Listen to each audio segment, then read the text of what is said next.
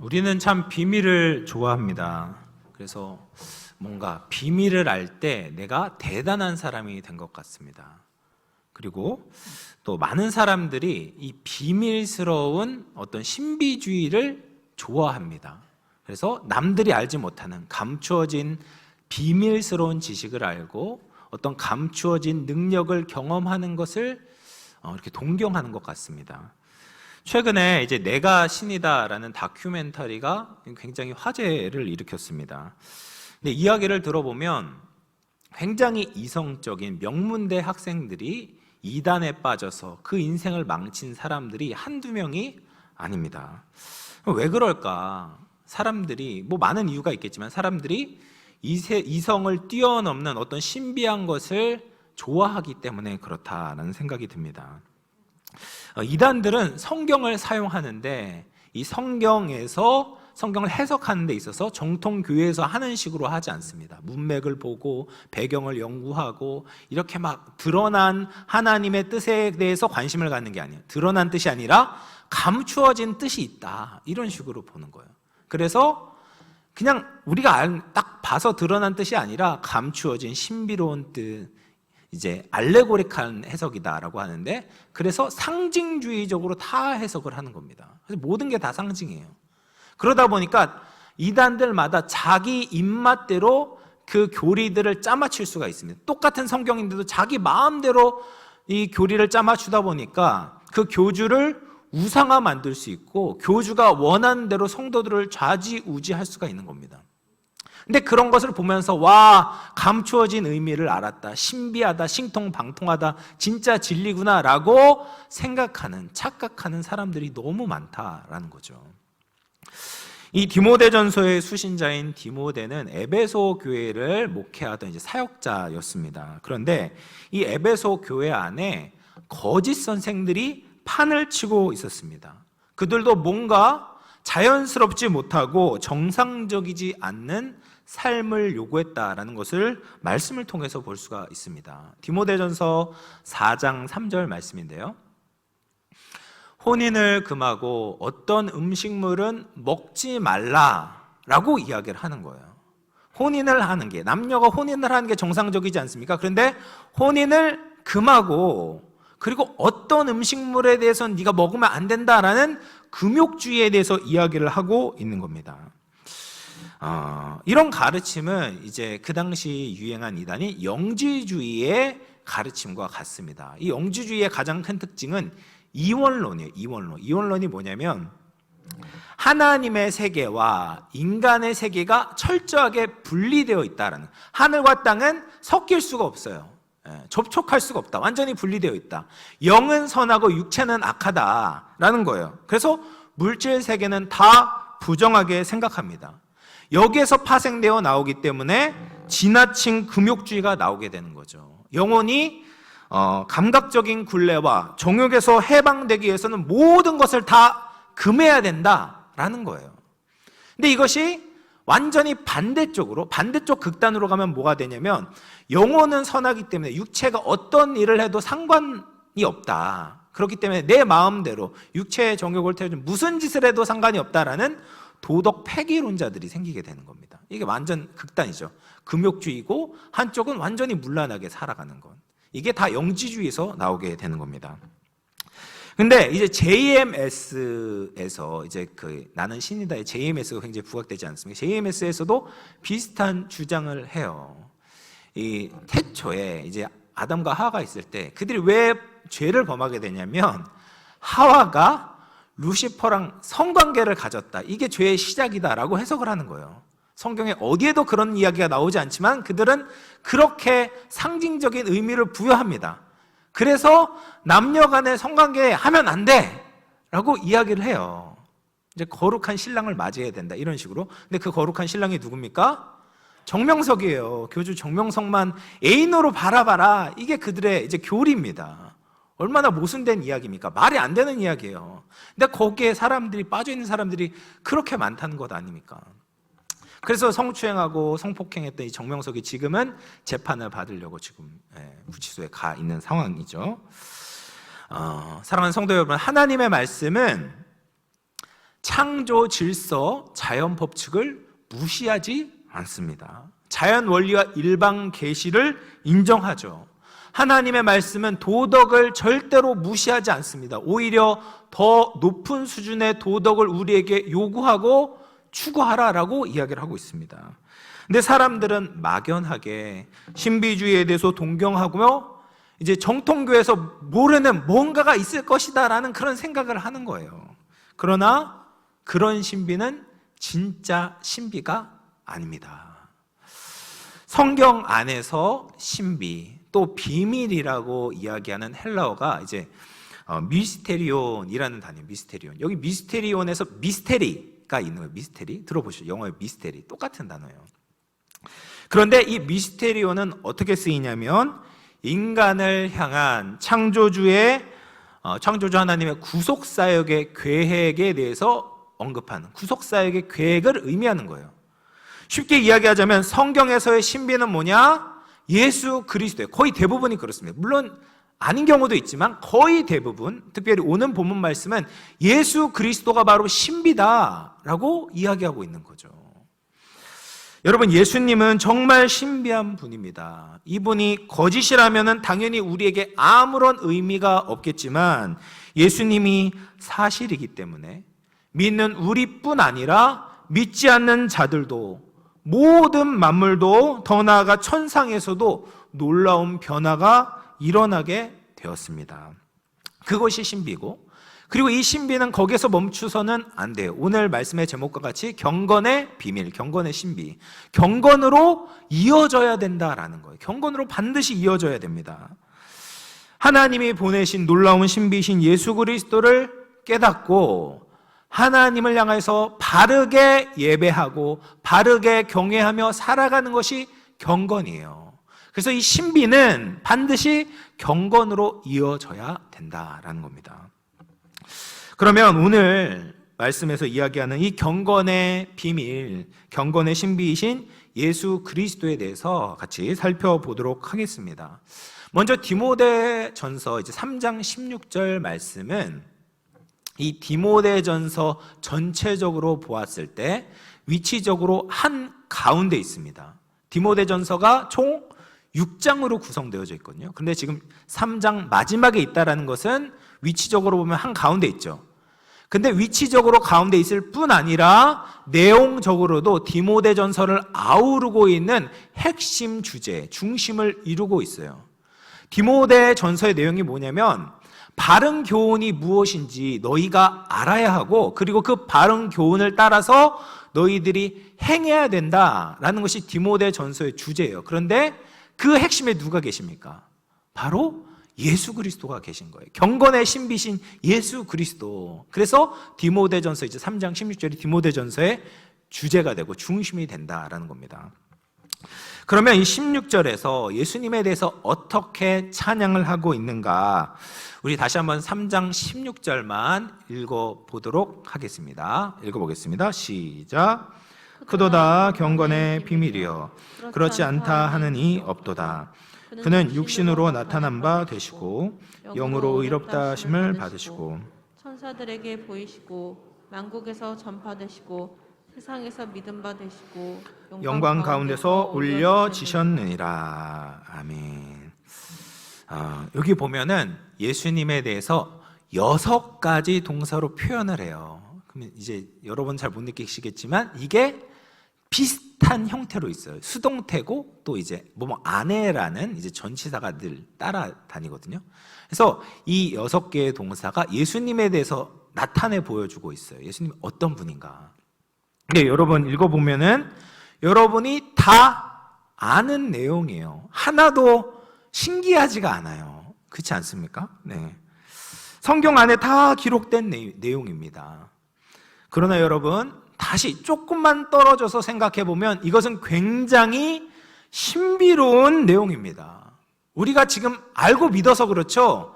이것을 처음 접했다고 생각해보세요. 이거는 정말 놀라운 신비이고, 그리고 그것을 우리가 믿고 살아가는 것 자체가 굉장히 신비로운 삶입니다. 그리고 특별히 우리가 제가 좀 전에 말씀드린 그 영지주의의 교리와 이제 대조적으로 생각하면서 이것을 본다면 이 예수님께서 오신 것이, 예수님께서 보여주신 것이 얼마나 신비로운지를 더 깊이 깨닫게 됩니다.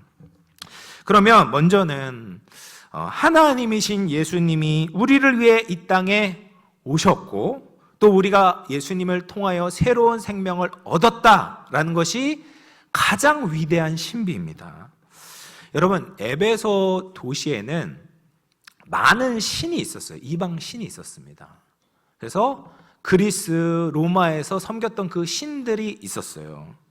그래서 디모데전서 4장 7절 말씀은 이렇게 이야기합니다. 망령되고 허탄한 신화를 버리고. 여러분, 그리스, 로마는 신화예요. 신화. 이야기인데 거짓 이야기예요. 이 그리스, 로마에 많은 신들이 있지만 그들은 이 땅에서 어떤 역사도 일으킬 수가 없어요. 어떤 족적이 없어요. 왜냐하면 가짜기 때문에. 그런데 예수님은 다르시죠. 예수님은 진짜입니다. 예수님은 신화가 아니라 역사예요. 예수님은 실제로 이 땅에 성육신에서 오셨고 33년 동안 사람들과 함께 부딪히면서 살아가셨습니다. 기쁘고 슬퍼하시고 또 제자들과 동고동락하셨어요. 그리고 정말 십자가에 달려 고통 가운데 돌아가셨습니다. 정말 사람으로 이 땅 가운데 오셨다라는 거죠. 수많은 기록이 있고 수많은 증인들이 있습니다. 그런데 거기서 끝나지 않았어요. 예수님은 인간이 아니라 또 하나님이시기 때문에 죽으심으로 끝난 것이 아니라 부활하셨습니다. 부활하심으로 말미암아 하나님의 아들로 인정되셨습니다. 그 부활의 증인도 굉장히 많았어요. 그리고 예수님 부활 승천하셔서 지금도 살아 계십니다. 하늘에 속하신 그 하나님, 2위 하나님이신 예수님께서 역사를 뚫고 들어오셔서 자기 자신에 대해서 인간에게 나타내 보여주셨다. 그래서 엄청난 신비예요. 엄청난 신비. 우리가 볼 수 있도록, 경험할 수 있도록, 만질 수 있도록 우리에게 나타내 보여주셨어요. 이건 신비입니다. 그리고 예수님께서 이 땅에 오신 것도 신비인데 그 사실이 지금 우리에게 전해진 것도 신비입니다. 예수님의 탄생, 예수님께서 태어나신 것에 대한 그 의미 그리고 그 중요성이 팔레스타인 땅을 넘어서서 하늘과 땅의 모든 사람들과 그리고 천사들과 그리고 심지어 만국에 퍼져서 지금 여기 대한민국에 사는 우리에게까지 전해진 것이 신비입니다. 이것은 우연이 아니에요. 하나님의 놀라운 계획이에요. 놀라운 계획. 하나님의 놀라운 계획입니다. 그래서 우리가, 대한민국에 사는 우리가 유대 땅에 태어나셨던 하나님이신 예수님을 지금 알고 있다. 전파되어서 지금 우리가 알고 있다. 이것이 신비다. 성경 그렇게 이야기해요. 그리고 그 사실을 믿으면 새로운 생명을 얻게 된다. 이것 또한 신비죠. 우리가 예수 그리스도를 믿게 되었고 예수님으로 인해서 인생이 완전히 바뀌게 되었습니다. 내 안에 예수님의 말씀이 계시고 예수 그리스도의 영이 우리 안에 거하고 계십니다. 이것이 신비죠. 네, 이게 신비입니다. 다른 종교들은 다 인간 스스로 하나님께 도달하려고 합니다. 나에게 있는 잘못된 것, 나에게 있는 육체적인 것들, 그런 것들을 다 제거하고 영적인 것, 순수한 것만 남으면 내가 신에게 도달할 수 있을 것이다. 어떤 고상한 경지에 오를 것이다. 열반에 오를 것이다 라고 믿습니다. 사람의 노력으로 아래에서 위로 올라가려고 합니다. 근데 성경은 그것이 절대로 불가능하다. 우리가 경험해서도 알잖아요. 그거는 안 되는 일이에요. 불가능한 일입니다. 그래서 하나님께서 우리를 불쌍히 여기셔서 이 땅 가운데 내려오신 거죠. 인간이 올라갈 수 없으니 하나님이 내려오셨습니다. 그래서 우리를 회복시키시고 의롭게 만드시는 거죠. 이것이 하나님의 은혜이고 복음의 신비입니다. 두 번째 신비 무엇이냐면 하늘에서 일어나는 일이 지금 이 땅에서도 일어나고 있다라는 거예요. 여러분, 오늘 제가 이제 6개의 이제 동사로 이루어져 있다라고 하는데, 이것을 2개씩 한 묶음으로 3묶음을 만들 수 있어요. 보세요. 그는 육신으로 나타난 바 되시고 영으로 의롭다함을 받으시고, 이것은 다 예수님이 나타나셨다라는 거예요. 그런데 2가지를 이야기해요. 하나는 육체로 나타나셨고 영으로 나타나셨다. 영과 육 동시에 나타나셨다. 그리고 그 다음을 보면 천사들에게 보이시고 만국에서 전파되시고, 천사들은 천상에 속한 거죠. 근데 만국은 이 땅에 속한 거예요. 그러니까 하늘과 땅에 동시에 예수님께서 전파되셨다. 마지막입니다. 세상에서 믿음 받으시고 영광 가운데 올려주셨다. 이것도 지상과 천상에서 일어난 일에 대해서 이야기를 하고 있는 거예요. 이것이 얼마나 그 당시에 유행했던 영지주의와 반대되는 이야기인지 모릅니다. 영지주의는 뭐예요? 아까 말씀드린 것처럼 하늘과 땅은 완전히 분리되어 있어. 이게 같이 섞일 수가 없어. 접촉할 수가 없어. 라고 이야기합니다. 왜 그렇겠습니까? 이 땅을 살아보니까 너무 지저분하고 더러운 거예요. 이 신이란 분이 도저히 이 땅 가운데 지낼 수가 없이 완전히 망가졌기 때문에, 우리가 살기에도 이렇게 부담스럽고 더러운데 신이 이곳에 오겠어? 라고 생각이 드는 거예요. 그런데 하나님은 그렇지 않았다라는 거죠. 예수님은 그렇지 않으셨습니다. 이 땅 가운데 내려오셨어요. 예수님의 성육신은 하늘과 땅이 만나는 신비였습니다. 그래서 이 땅 가운데 무엇을 행하셨냐? 하늘에서 역사하실 뿐 아니라 이 땅에서도 동일하게 역사하셨다라는 거예요. 그래서 하늘에서도 전파되시고 천사에게 보이시고 우리에게도 보여주시고, 하늘에서도 영광을 받으실 뿐 아니라 우리가 예수 그리스도를 믿음으로 말미암아 그분이 영광을 받으셨다라는 말입니다. 지금 이곳에 이 땅에 예수님이 계시지 않죠. 승천하셔서 하늘에 계십니다. 그러나 하늘과 땅이 분리되어 있는 것이 아니라 여전히 연결되어 있습니다. 여러분, 미국 땅에도 본토가 있어요. 영토, 큰 영토 거기 있잖아요. 아메리카 대륙에 영토가 있어요. 그런데 멀리 떨어진 곳에, 하와이, 괌 이런 멀리 떨어진 곳에도 여전히 미국 영토가 있어요. 거기에 거주하는 시민들은 다 미국 시민들이에요. 거기는 미국 대통령의 다스림을 받고 있죠. 미국의 법을 지켜야 돼요. 그리고 미국의 보호 아래에 있어요.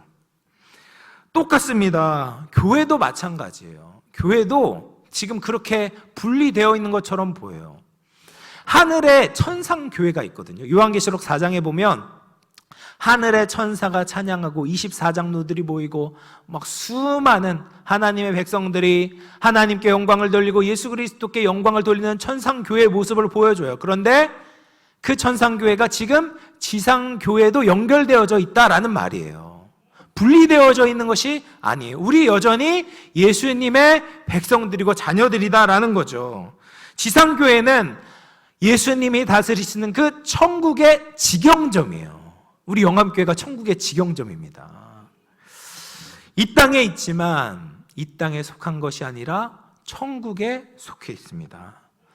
우리는 이 세상 사람들은 이 세상의 명령을 듣고 살아가지만 우리는 하늘의 음성을 듣고 예수님의 지시를 받으며 살아가야 된다라는 거예요. 이 땅에서 진리를 따르는 사람들은 소수입니다. 그래서 때로는 환란이 있고 박해가 있고 조롱이 있습니다. 그래도 우리가 기억해야 될 것은 무엇입니까? 우리는 천국 소속이다. 천상교회 가면 우리와 똑같은 수많은 하나님의 백성들이 있고 천사들이 있다.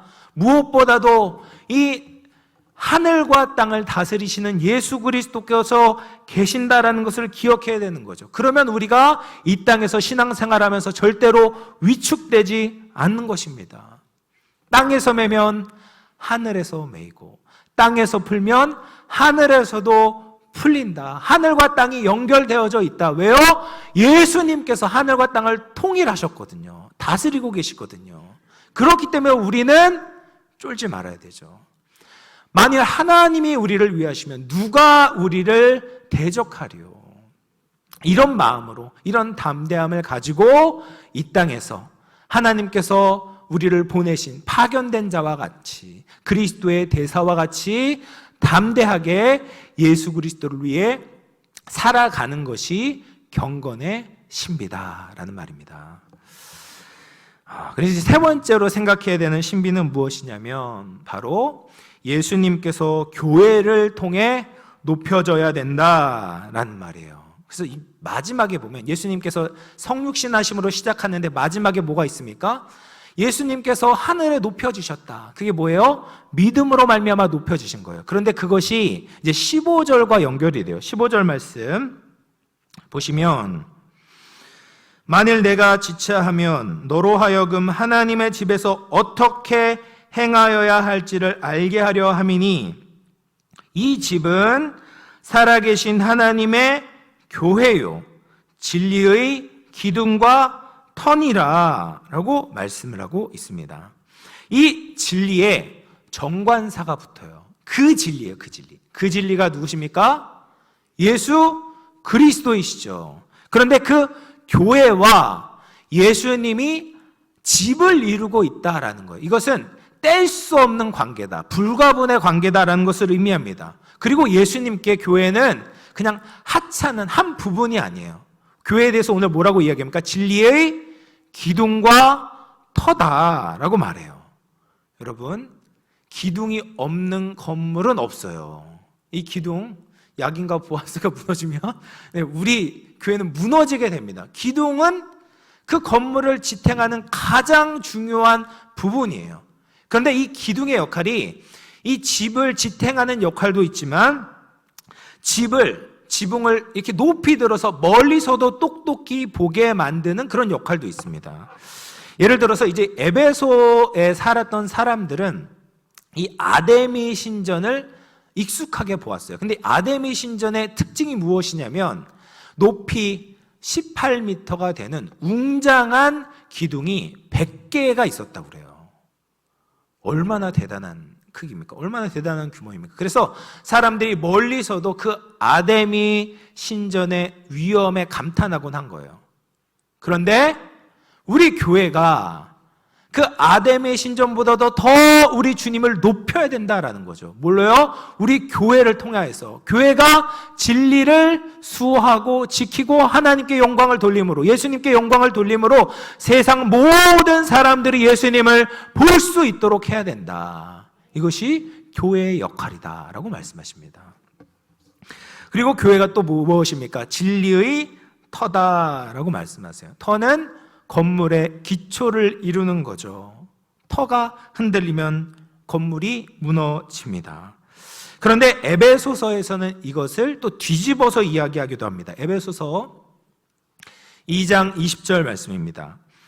너희는 사도들과 선지자들의 터 위에 세우심을 입은 자다. 교회가 진리의 터 위에 세워졌다. 그래서 이 진리랑 교회가 뗄 수가 없어요.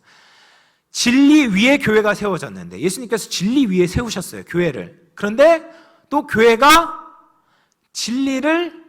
교회라는 그 받침 위에서 진리가 또 세워져야 돼요. 그러니까 이게 세우심을 받는 거예요.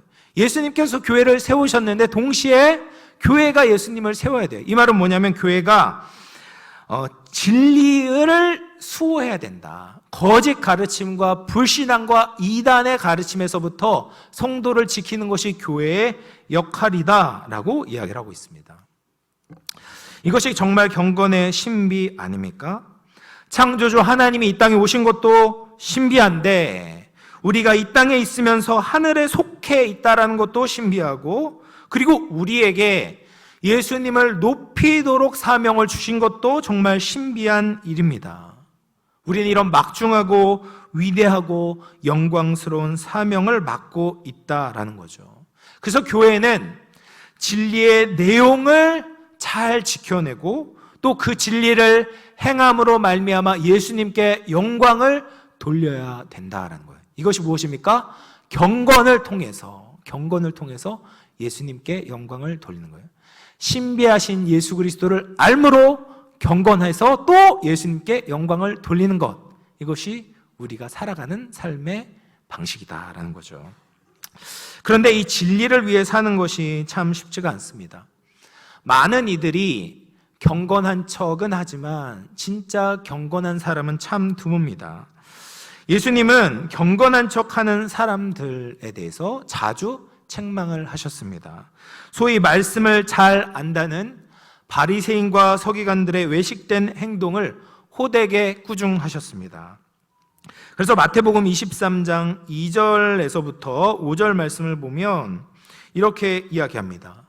이 서기관들과 바리새인들이 모세의 자리에 앉았으니 그러므로 무엇이든지 그들이 말하는 바는 행하고 지키되 그들이 하는 행위는 본받지 말라. 그들은 말만 하고 행하지 아니하며 또 무거운 짐을 묶어 사람의 어깨에 지우되 자기는 이것을 한 손가락으로도 움직이려 하지 아니하며 그들의 모든 행위를 사람에게 보이고자 하나니 곧 그 경문띠를 넓게 하며 옷수를 길게 하고 라고 이야기합니다. 이 포로기 이후에 유대인들은 기도의 끈을 만들었어요. 기도문이 적혀있는 끈을 만들어서 몸에 걸치고 다녔습니다. 처음에는 율법을 기억하고 경건에 힘쓸 목적으로 이것을 만들고 달고 다녔지만 점차 이것이 왜곡되어져서 바뀌어서 자신의 경건을 과시하는 용도로 사용했어요. 그래서 처음에는 아침 쉐마 기도 때만 이 기도의 끈을 메고 다니다가 난 더 경건하다라고 하면서 하루 종일 메고 다니는 사람들이 생겼어요. 그리고 심지어 잘 때도 이 기도의 끈을 달고 자는 거예요. 그리고 나는 저 다른 사람들보다 더 경건하다라는 것을 보여주고 싶어서 그 규정된 크기보다도 훨씬 더 크고 긴 기도의 끈을 이렇게 매달고 다녔다라는 거예요. 근데 실상 그들의 모습은 어떻습니까? 그들은 말만 하고 행동은 하지 않는 거예요. 율법을 지키지 않는 거예요. 하나님의 말씀을 지키지 않는 겁니다. 그러면서도 옷술에 기도의 끈을 달면서 스스로 경건하다고 착각하고 있다. 예수님은 그런 모습이 합당치 않다. 진리에 멀어져 있다. 불경건한 모습이다. 라고 책망하고 계신 것이죠. 디모데후서 3장 5절 말씀 보면 이렇게 이야기합니다. 경건의 모양은 있으나 경건의 능력은 부인하니 이 같은 자들에게서 내가 돌아서라. 경건의 모양은 갖췄지만 모양만 있는 거예요. 경건의 능력이 없는, 삶이 빠져 있는 겁니다. 우리가 진리 대신 예수 그리스도를 알면 반드시 진리를 살아내야 하는 것이죠. 우리의 삶으로 진리를 높여야 합니다. 그것을 위해 예수님이 이 땅에 오셨습니다. 그런데 우리의 삶에 정말 복음이 나타나고 있는가? 우리가 정말 하나님을 경외하며 살아가고 있는가 돌아볼 필요가 있다라는 거죠. 세상 사람들이 우리에 대해서 조롱하는 이유가 무엇입니까? 신비는 아는데 신비가 우리의 삶에 나타나지 않기 때문에 세상이 조롱하는 것 아니겠습니까? 보카치오의 데카메론이라는 책에 나오는 한 이야기가 있습니다. 이 자노라는 한 인물이 아브라함이라는 유대교 친구에게 이제 전도를 하는 거예요. 그래서 그 당시에 다 이제 카톨릭이었으니까 어쨌든 기독교를 믿어라라고 전도를 했어요. 그러자 하도 그 이야기를 듣니까 이 유대인 친구가 이야기를 합니다. 너는 내가 기독교인이 되었으면 좋겠다 이 말이지. 그러면 내가 조건이 있다. 나도 그래 보려고 하는데 그 약속을 하기 전에 내가 먼저 로마에 가서 교황의 그 품위와 태도를 보고 싶다. 직접 보고 싶다. 그리고 추기경의 그 품위와 태도를 보고 싶다. 그리고 네가 하는 말과 그들의 품위와 태도가 정말 유대교보다 뛰어나다면 내가 기독교인이 되겠다. 근데 그 말을 듣고 이 자노라는 인물이 실망하면서 속으로 혼자 중얼거렸다라고 합니다. 이 사람을 내가 전도하면 좋겠는데 이 전도가 다 물거품이 되었구나. 실제로 직접 이 성직자를 만나게 되면 분명히 실망할 것이다. 그들의 부패한 모습, 잘못된 생활을 본다면 기독교인이 되기는커녕 기독교인들도 유대교로 돌아갈 것 같다. 이런 이야기를 하는 거예요. 너무 안타까운 이야기 아닙니까? 우리가 진짜 진리를 알고 있는데 그런데 그것이 우리의 삶으로 나타나지 않는 거죠. 예수 그리스도의 긍휼을 받고 사랑을 누렸는데 그 긍휼과 사랑과 자비가 이웃과 세상 가운데 흘러가지 않는 것, 얼마나 안타까운 일입니까? 우리가 영을 구원받았다면, 영혼이 구원받았다면 우리의 손발도 구원을 받아야 되는 거예요. 이게 구원받지 않으면 영지주의자인 거예요. 영혼도 구원받고 우리의 손발도 구원을 받을 때 예수님께서 우리를 구원하신 그 본래 목적과 의도가 성취된다라는 것이죠. 그래서 우리가 경건을 이루어야 됩니다. 신비를 알고 그 신비를 몸으로 살아내야 하는데 그냥 되지 않습니다. 어떻게 그럼 우리가 경건하게 살 수 있는가? 디모데전서 4장 7절 말씀 다시 한번 읽어보도록 하겠습니다. 함께 읽어보겠습니다. 시작. 신화를 버리고 경건에 이르도록 네 자신을 연단하라. 네, 이 연단하라, 이게 너무 중요해요. 연단하는 것이 무엇입니까? 훈련하는 거예요. 훈련하는 거. 영적인 구원이 임했는데 그것이 우리의 손과 발에, 우리의 삶에 발현되기 위해서는 반드시 훈련이 필요하다라는 거예요. 교회를 다니면서 들은 풍월만 많다고 해서 저절로 성숙하고 경건에 이르게 되는 것이 아닙니다. 오히려 많이 먹기만 하면 비만이 돼요. 건강하지 못해요. 움직여야 돼요. 운동을 해야 됩니다. 훈련을 받아야 되는 거죠. 그리고 훈련이란 것이 무엇입니까? 한순간에 되는 게 아니에요. 시간이 필요하고 노력이 필요하다라는 거예요. 이 운동선수들을 보면 진짜 타고난 재능이 있습니다. 근데 그 하늘이 주신 재능을 갖고 있는데 그런 선수들도 가만히 있으면 절대로 메달을 딸 수가 없습니다. 상을 받을 수가 없습니다. 그들이 가지고 있는 잠재력을 끌어올리기 위해서는 부단히 훈련을 받아야 돼요. 2008년 이제 베이징 올림픽에서 여자 역도 금메달리스트인 장미란 선수, 잘 아시죠? 이 장미란 선수가 신실한 크리스찬으로 굉장히 유명합니다. 이 장미란 선수가 그 금메달을 따기 위해서 얼마나 피나는 훈련을 했는지 모르죠. 그래서 결국 이제 베이징 올림픽에서 여자 역도 최초의 금메달리스트가 되었습니다. 그런데 그 금메달을 따고 나서 감사 예배를 드릴 때 이 장미란 선수가 이렇게 고백을 했다고 해요. 저는 무겁게 들어 올렸는데 다들 장난감처럼 들어 올렸다고 하시더라. 역시 이것은 제 힘으로 들어 올린 것이 아니다라는 생각이 들었습니다. 아무리 좋은 신체 조건을 가지고 있어도 하나님이 함께 하시지 않았다면 해낼 수 없던 일이었습니다. 가족들과 교인들과 많은 분들의 기도 덕분에 좋은 성적이 나왔다라고 생각합니다. 이런 고백을 하는 거예요. 저는 이것이 경건이다라고 생각합니다.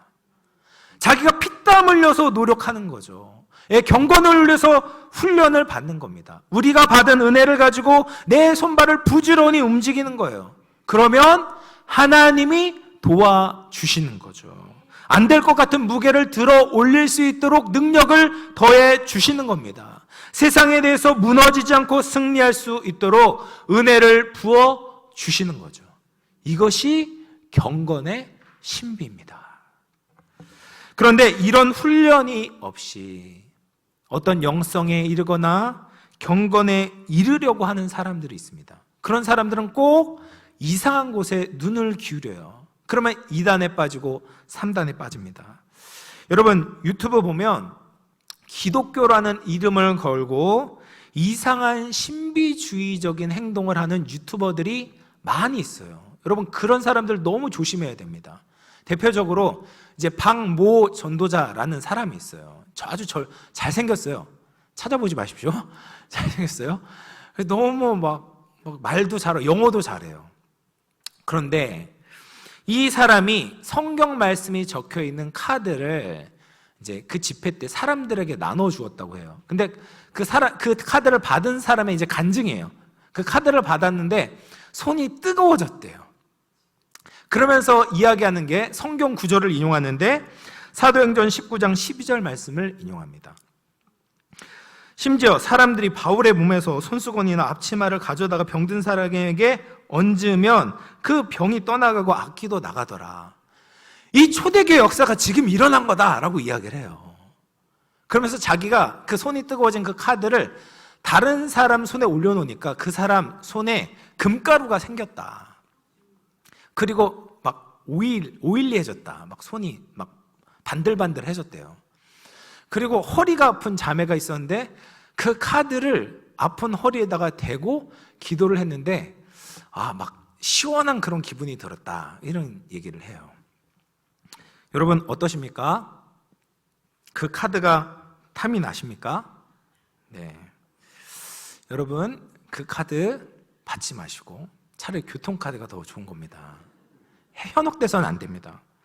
여러분 성경만 갖다 쓴다고 해서 성도가 아니고, 성경만 사용한다고 해서 사역자가 아니고 교회가 아니에요. 이것은 신비가 아니라 사이비 신비주의예요. 성령의 기름 부음은 뭐 기름병에 기름을 옮겨 담을 수 있는 것처럼, 담는 것처럼 인위적으로 막 왔다 갔다 그렇게 되는 것이 아니에요. 신앙이라는 것은 어떤 특별한 사람의 집회에 간다고 한순간에 바뀌고 그런 것이 아니에요.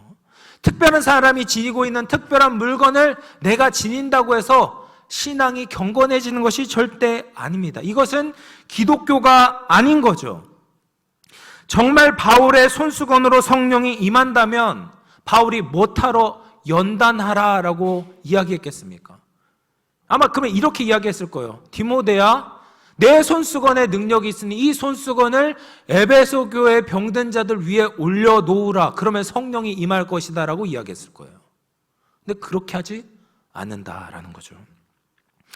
신비한 것을 쫓으면서 이 가짜 신비에 현혹되고 분별하지 못하는 사람들이 너무 많습니다. 여러분 그런 것은 쫓는 것이 아닙니다. 다른 신비는 없습니다. 예수님이 신비이시고 예수님을 믿는 것이 신비이고 우리같이 연약한 자들에게 예수 그리스도의 진리를 맡기고 영광을 돌리게 하는 것이 신비입니다. 우리는 경건의 근원 되신 예수님을 알아야 되는 거죠. 힘써 알아야 됩니다.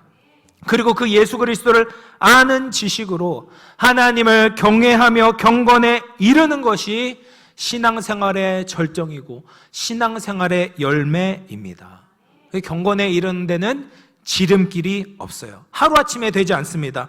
매일 반복해서 훈련해야 됩니다. 말씀과 기도로 늘 자신을 돌아보고 순종과 겸손과 섬김을 연습해야 합니다. 시편 119편 11절 말씀 마지막으로 한번 읽어보도록 하겠습니다. 시작.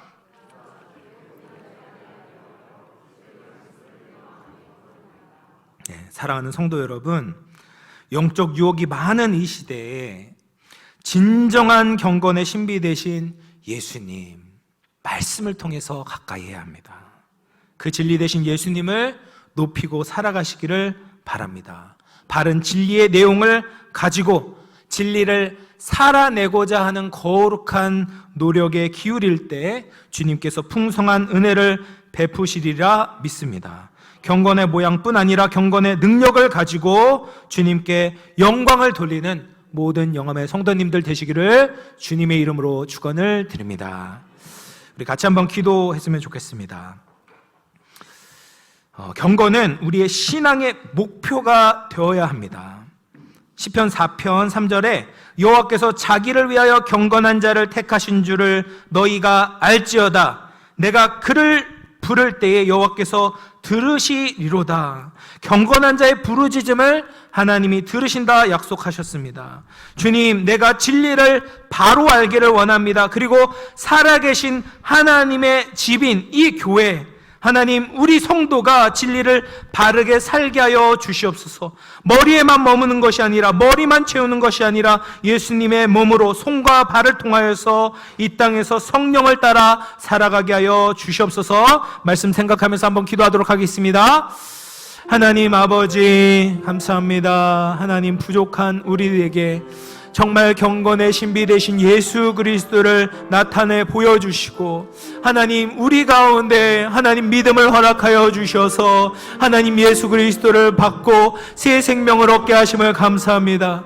그것만으로도 놀라운 기적이고 신비인데, 하나님 우리를 통하여서 영광 받으시기를 원하시는 주님, 내가 그 진리를 높이기를 원합니다. 진리의 기둥과 터로 하나님의 가족으로 살아내기를 소망합니다. 하나님 우리의 영광 구원받을 뿐 아니라 하나님 우리의 육체도 하나님의 뜻대로 살아가기를 소망합니다. 내 손과 발이 예수 그리스도의 겸손과 섬김의 본을 따라가기를 원합니다. 하나님 부족하지만 아버지 우리가 끊임없이 훈련받기를 원합니다. 연단받기를 소망합니다. 그리하여서 정말 주님의 살아계심을 이 세상 가운데 드러내는 모든 영함의 성도들 되게 하여 주시옵소서. 은혜를 더하여 주시옵소서. 함께하여 주옵소서.